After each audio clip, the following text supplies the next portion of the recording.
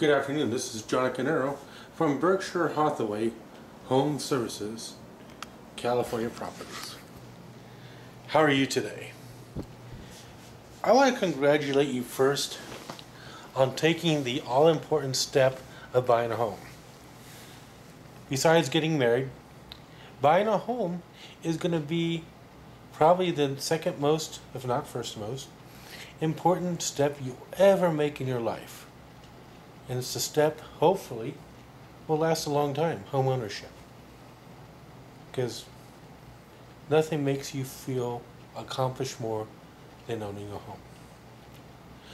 In the next few minutes, I'm going to talk about one little particular aspect about buying a home, the home inspection. What to look for when you're inspecting a home. And sometimes this may be a good thing before you even put an offer on the home, because there's no guarantee in today's market that a seller will pay for repairs. And that's a whole nother discussion unto itself. So we're going to take a little walk on this house that we're inside of right now. And we're going to walk around and look at a few key items that we really need to see,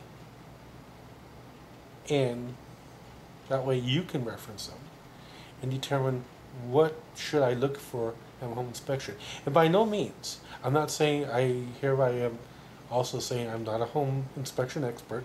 I'd recommend paying the $300 or $400 and hiring a home inspector, and they'll do a lot more detail than I'm about to do. But at least you'll have an idea of what to expect, okay? Because we need to do a little bit of inspecting too.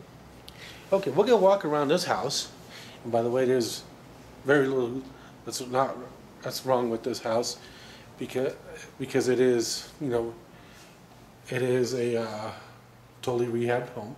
But we're gonna talk about things to look for, okay? First, let us check the functionality of the faucets. Hot and cold.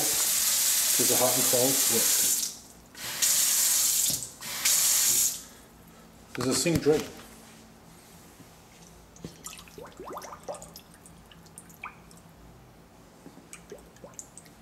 All we need to do is fire up that garbage disposal. That's what's done.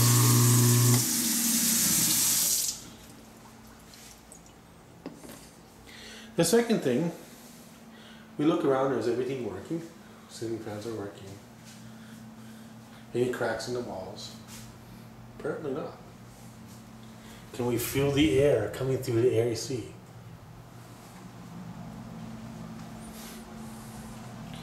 As we walk around the house, we want to look and make sure there's no stain marks on the ceiling, which would indicate roof leakage. We look in the bathrooms. We might also check underneath, and this goes for the kitchen as well. Check under the sink. Make sure there's no visible signs of any leaks. No insect vermin. Make sure in the bathtub there's no signs of rust. Even make sure that the water is on.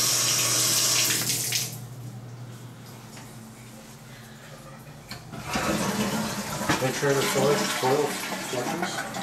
We don't see any cracked tiles.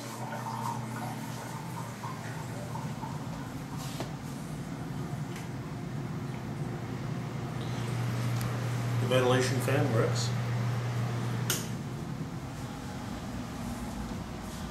Smoke alarms are in place. Very important.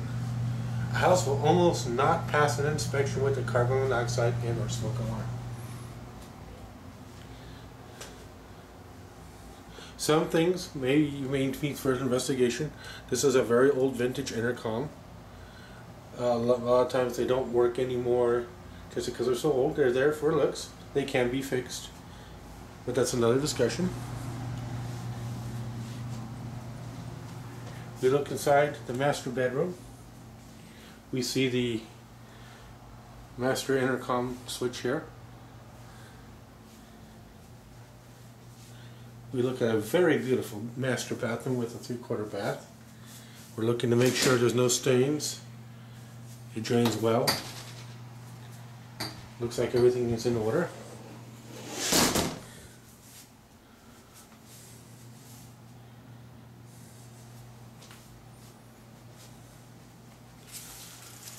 We also want to check the garage.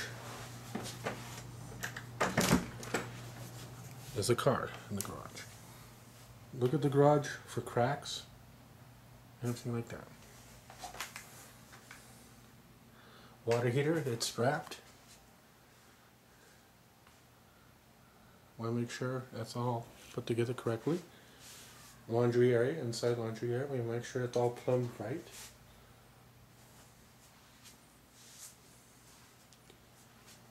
Well insulated piping. Make sure there's no illegal wiring. This is a good place that illegal wiring will often show up.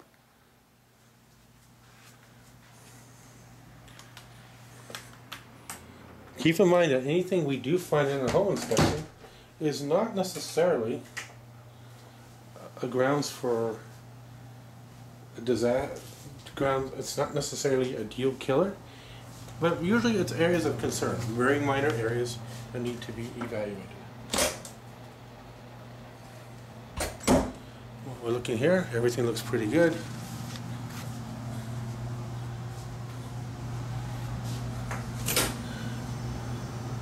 The home inspector will look at the AC unit very carefully, make sure everything is properly vented. We notice our carbon monoxide alarm in place. It's compliant.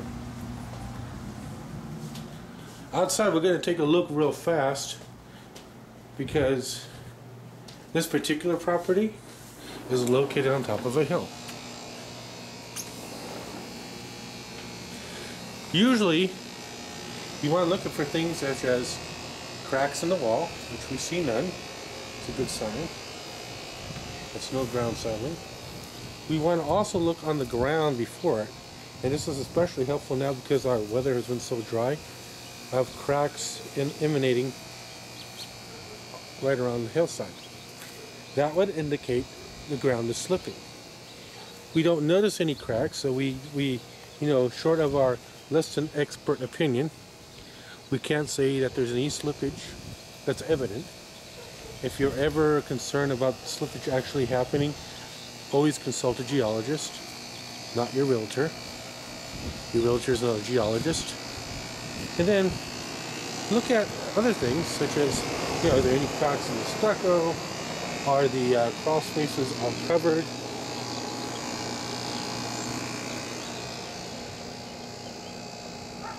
This is a slab foundation, so it's not really going to have a crawl space under the house. Drains may be an issue. Make sure that it drains correctly. That kind of stuff.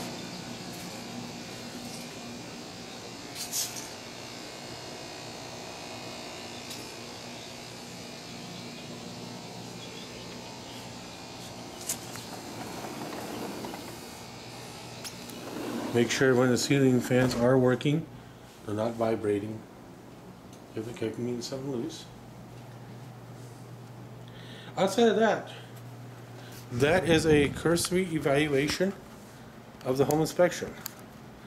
I've purposely inspected this home quickly for the benefits of this video, but you should bank on when you do a thorough home inspection, it will take a couple hours. So I would time block at least a couple hours out of your day to actually thoroughly go over your home with a home inspector and your agent. That way, both parties should be present. Actually, 3 parties should be present. You, your agent, and your home inspector, all present. That way, all the any repair concerns can be addressed correctly. Once again, I'm Jonathan Earl with Berkshire Hathaway Home Services, and I want to thank you for spending these few minutes with me so you will become a better informed homeowner. Thank you very much, and you have a good day. Bye-bye.